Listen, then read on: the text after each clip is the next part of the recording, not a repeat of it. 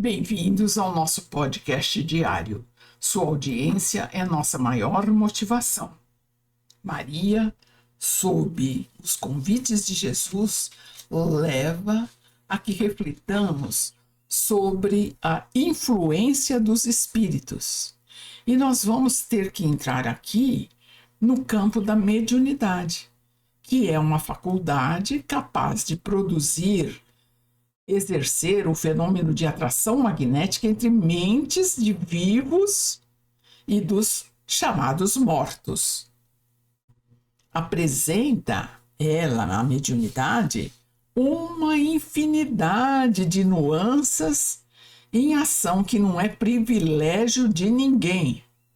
Pois, segundo o livro dos médiuns, na 159, todo aquele que sente em um grau qualquer a influência dos espíritos é por esse fato médium. Portanto, seja qual for o grau que a faculdade se apresenta, desde a mais simples influenciação até a produção de fatos insólitos, todo homem é considerado médium. O uso corrente deu acepção restrita. Aplica-se geralmente o termo médium àqueles em que a sensibilidade perispiritual mais exacerbada se distende a ponto de captar o campo sensível do chamado morto, seja para produzir fenômenos físicos, como transmitir pensamentos pela palavra, escrita, desenhos, etc. No caso usual, é dizer que essa pessoa exerce o mediunato.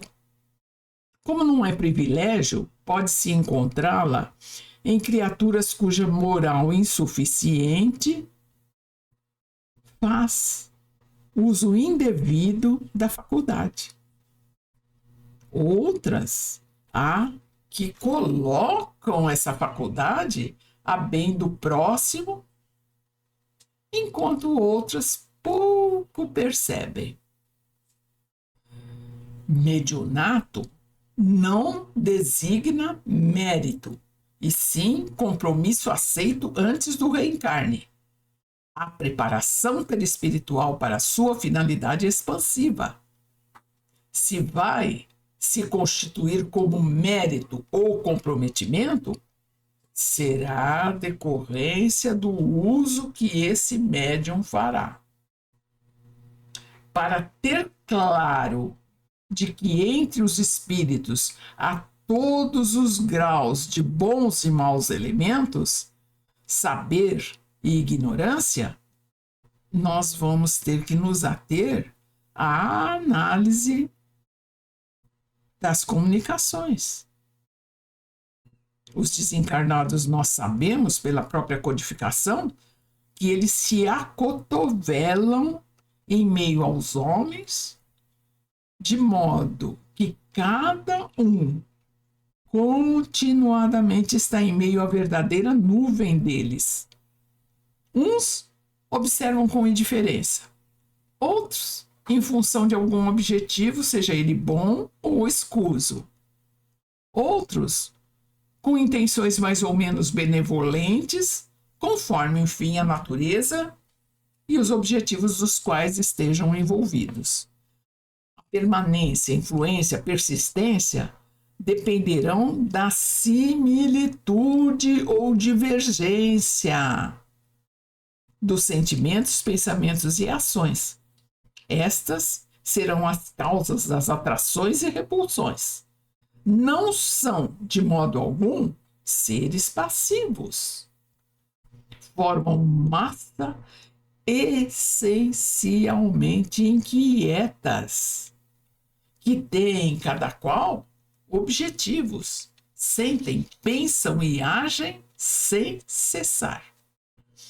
Quando um espírito, encontrando uma brecha, por assim dizer, consegue passar, por exemplo, um convite a algo indevido para a mente do encarnado, Ele sabe muito bem a quem se dirige, como deve fazer, qual o ponto fraco daquele indivíduo que deve, ou que é facilmente acionado, e excitam conforme as inclinações disponíveis.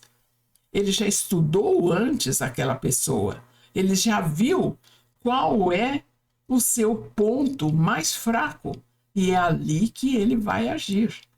Daí a importância do conhecer. Essas considerações que são importantes para todos, se faz mais intensa para os médiuns de mediunato, principalmente se inexperientes ou pouco atentos. Não percebem que se imiscuem na vida privada com ideias de que isto ou aquilo está acontecendo ou acontecerá, porque acompanham espíritos que, por exemplo, se exteriorizarão na sessão. Afirmam-se justificando: passei mal o dia todo porque hoje participarei de uma sessão mediúnica. Faz parte, são espíritos doentes que ali vão se comunicar e que já estão em volta de mim me perturbando. Cuidado! Se o médium se descura desses atenções, desses cuidados que tem que ter com ele próprio, os bons espíritos se afastam.